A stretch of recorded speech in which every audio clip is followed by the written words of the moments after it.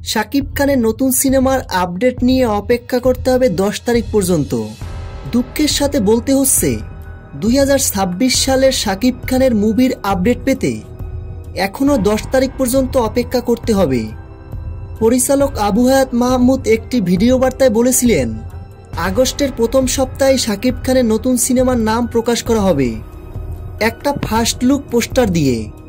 তবে আজকে আগস্টের 6 তারিখ, কিন্তু এখনও অফিসিয়ালি কোনো আপডেট আসেনি।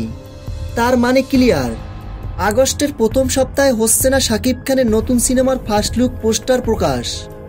তবে একটি তথ্যসূত্র থেকে জানা গেছে, আগস্টের 10 তারিখ পর্যন্ত অপেক্ষা করতে হবে শাকিব খানের নতুন ছবির ফার্স্ট লুক পোস্টারের জন্য। এখন শুধু অপেক্ষার পালা। ভক্তরা অনেক বেশি এক্সাইটেড শাকিব খানের নতুন সিনেমার আপডেট নিয়ে। প্রিয় ভিউয়ার্স, এ বিষয়ে আপনাদের কি মতামত? আপনাদের মূল্যবান মতামত ভিডিওর নিচে কমেন্ট বক্সে কমেন্ট করে জানিয়ে দিন।